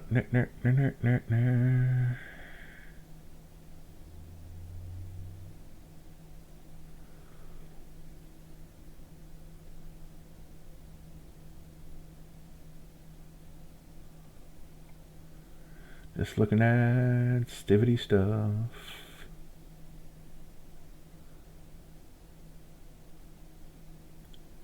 Okay. Oh, look, a Mage Right Stone. Untap target creature who has an activated ability with tap in its cost. I like that. Though we are going to want more stuff that we actually want to copy.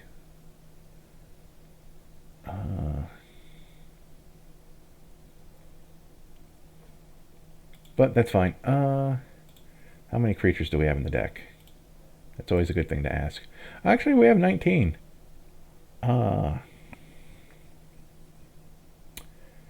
That's a lot better than I thought it was going to be, if I'm being perfectly honest. Oh, okay. Terror of the Terror of the Peaks. Go back to categories. He didn't get put in burn. I bet he got put in removal. That's so silly. I'm putting Terror of the Peaks into burn. Let's be consistent. This part just makes... this effectively has Ward 3. Even though it's not codified as Ward 3. Which means things that remove Ward won't remove it. Whenever another creature enters the battlefield under control, Terror of the Peaks deals 1 damage that equal to that creature's power to any target. So it's another... it's not as good as the one that does it to everybody, but for the things whose original power is super high, we're also going to throw in... Oh, we're going to throw in all of our damage multipliers. We're not throwing in all of these now that I...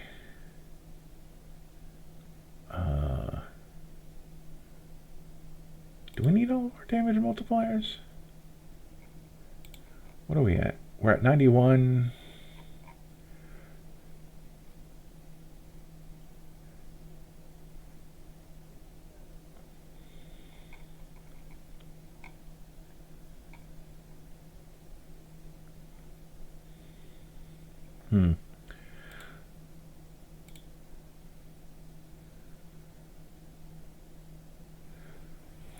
Because I was going to add Warstorm Surge, which is basically Terror of the Peaks, but an enchantment and slightly more expensive. So let's go back here. Let's go back to creatures. So we want... So I think we do want that.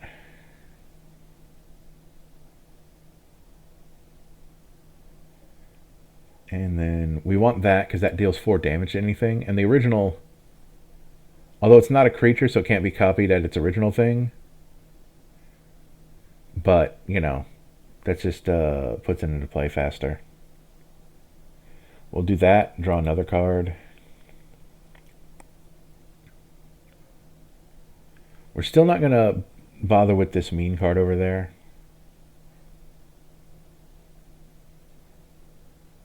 Oh, Split Skin Doll. Yeah. Well, Jolly Balloon Man has power 2 or less, so we're going to do that. At the beginning of combat on your turn, populate. Oh, so you get another creature from one of the ones. I can see how that could be good. Whenever a creature token enters the battlefield under your control, oh, and then that thing gets... So this thing is a thing that could become a problem. Enters the battlefield or dies, you get a treasure token. I like that. +2 to haste until end of turn. Discard a card, draw a card, treasure token, or a wicked roll. I like that. Helpful Hunter is the other one.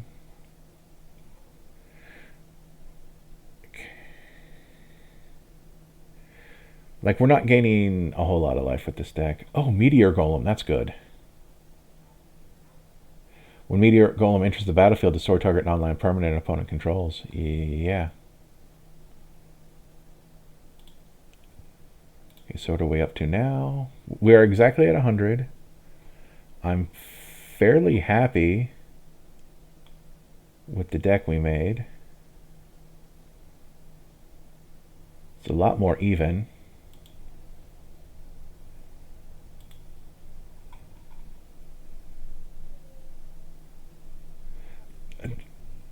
It's not exactly important that it be even, but I like it that it's even.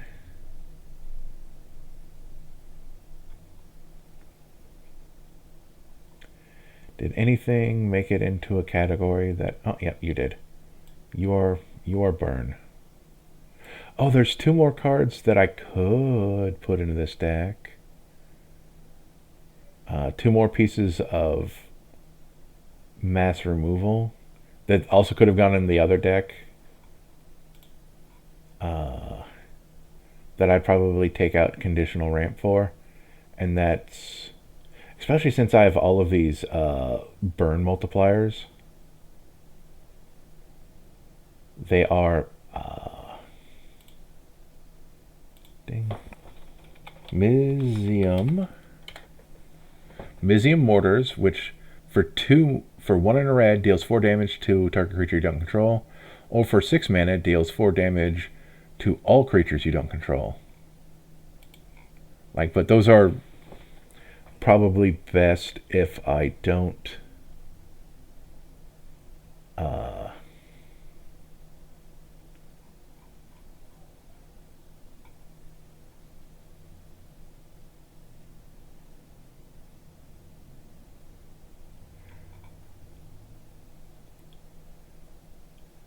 I kind of lost my thought. But we can go back to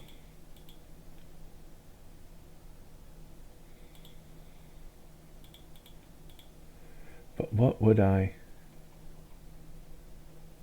There's my conditional ramp. I took out all the ones that put lands into my hand. You know what? I don't think I need Dolmen's Gate on top of everything else. For the purposes of this deck, I'm just moving that over there.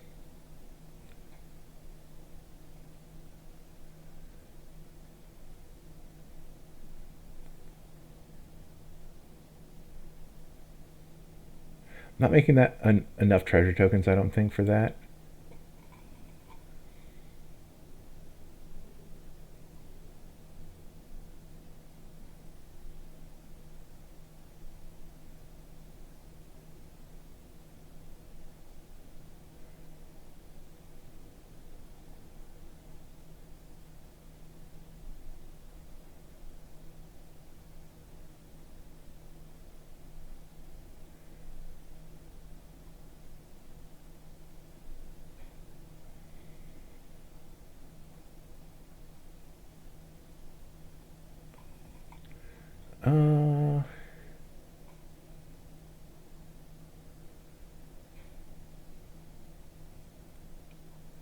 Boy, I felt like I took out 2 things, but I guess I didn't.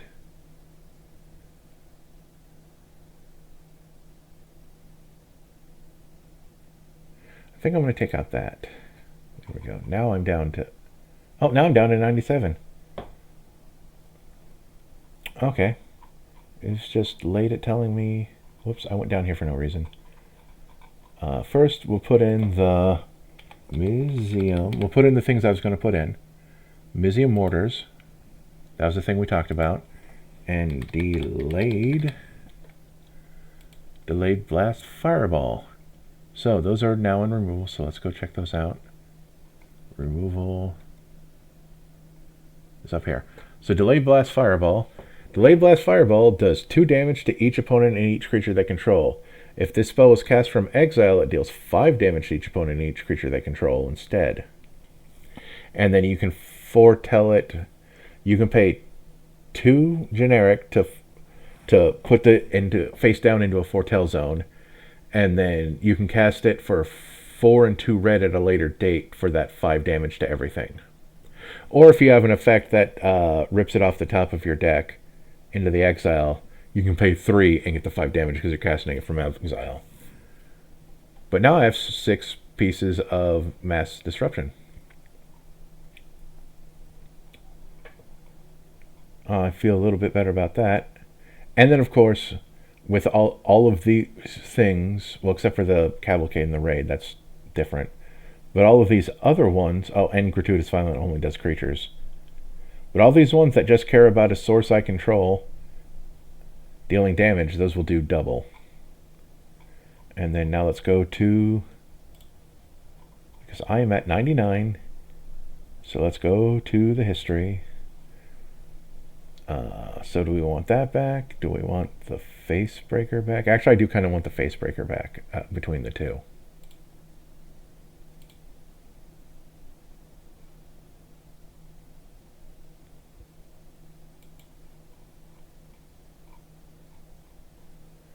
And it's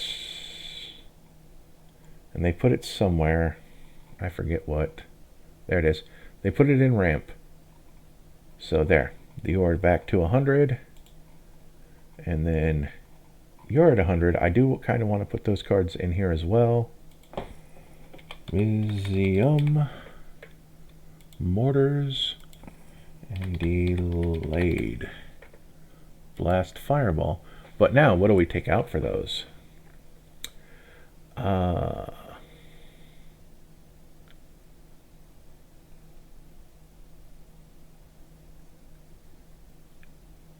Split Skin Doll and Wall of Omens. Because I personally just prefer the Helpful Hunter and the Spirited Companion as creatures. Because one is the Helpful Hunter. It's this cat that found a bird feather. Also with a cool quote from Basri Cat, who's cool and based. Then Spirited Companion. This is this good boy who finds you a thing.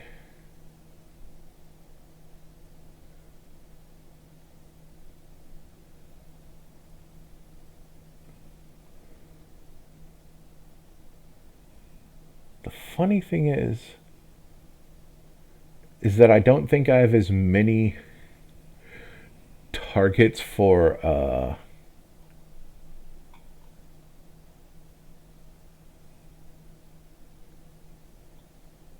as I would like to think. Like, okay, so what are we targeting with the Jolly Balloon Man? Since we still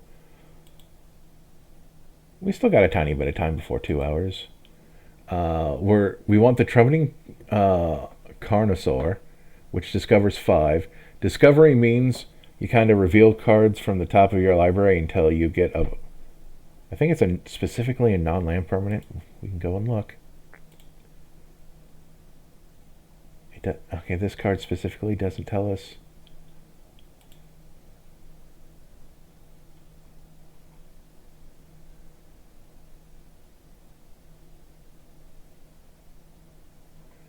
Wow. Reading the card doesn't explain this specific card, because we need to find one with the reminder text on it.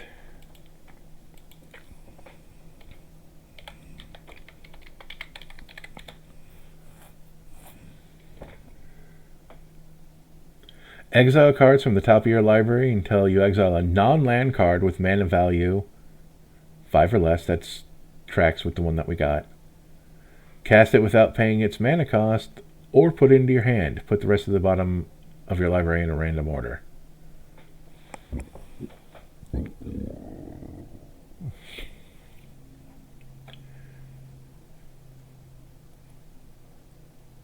So it's non-land. It doesn't have to be a permanent. And I like how you can put it in your hand just in case it's like, oh, I don't actually want to cast this right now. So that's good, and that's apparently why it's put in card draw. So we have that. Then we have any of the creatures over here are good targets.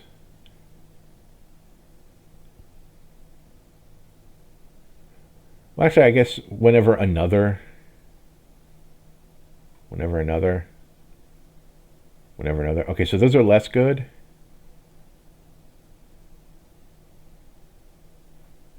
So this one is the best target because it's 4 damage to any target when it enters. And these are such pings. I can see where we'd want where we'd theoretically want damage multipliers.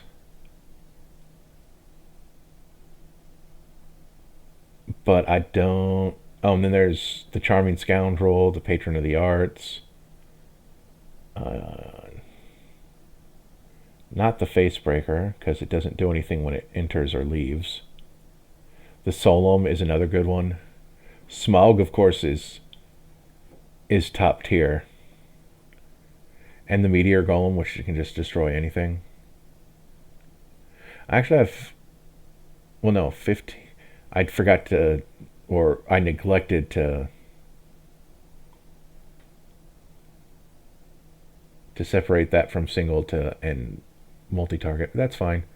Oh, and then of course this entire set of 6 besides Mondrak and the thing that's not a creature. So I guess we got some decent targets. Some of it just makes more tokens, so I'm not sure how good this deck would be, but yeah, that's... I'm glad I had enough time to do the Jolly Balloon Man deck, and that I actually put together something decent. I'm going to go over here to the combos to see what kind of combos I ignored. Wait, did I accidentally include any combos? No. What kind of combos did I ignore really quick? Yes, the infinite... We're not doing any of this. Any of these infinite creature tokens with haste stuff. We're gonna win a hard way. Then of course Vandal Blast and Microsynth Lattice. Microsynth Lattice turns everything on the battlefield into an artifact, and so it destroys all of everyone else's everything. Yeah, we're not doing that. Infinite Helm of the Host.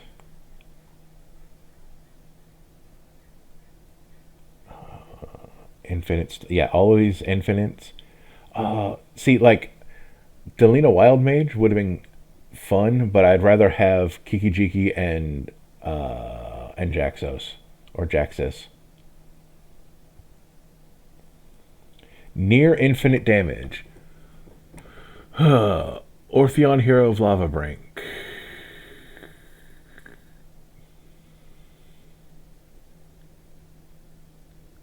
Oh, I really like that.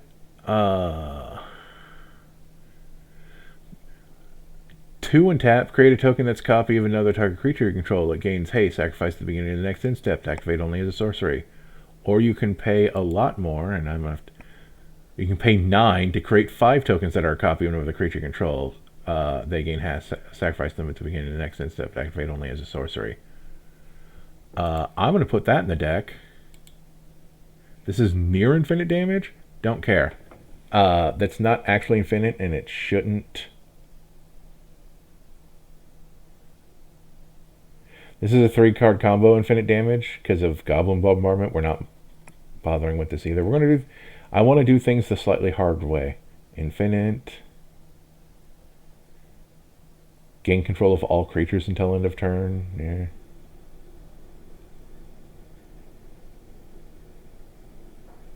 Infinite combat steps. Yeah, we don't want no 2-card infinites in this deck. Karmic Guide. It's 3-card combo. Don't make it any better in my opinion. Oh yeah.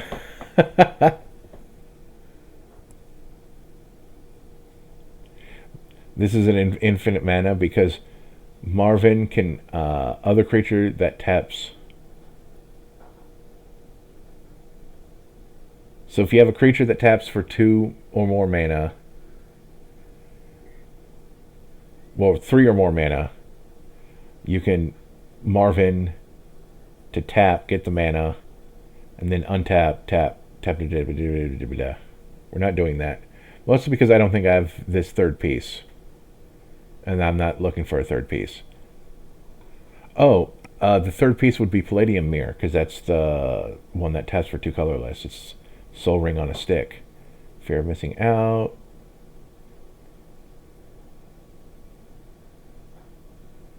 That's a lot of card draw.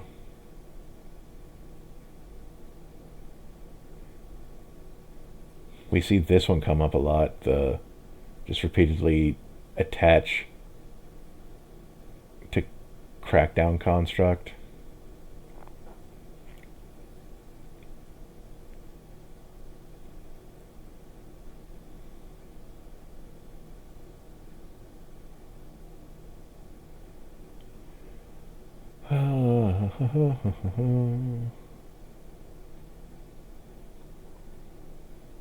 Yeah, I think, yeah, we were just outside. Yep, infinite combat phases.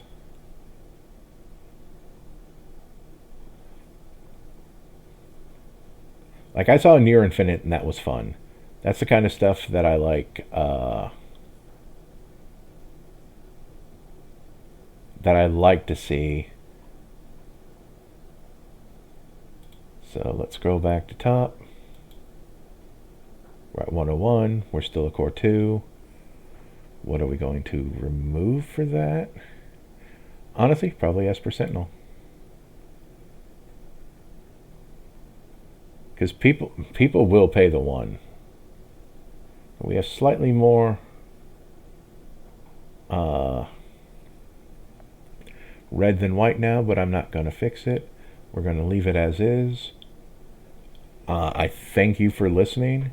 You probably didn't do a whole lot of watching, because honestly the screen isn't super interesting. I'm just showing off the card. So, but you know, thank you for tuning in. I'll see you next week when it is Selesnya. World favorite color combination of white and green. Everybody loves white and green. Nobody has anything bad to say about them. Especially not when Kamigawa Nippon Dynasty was new.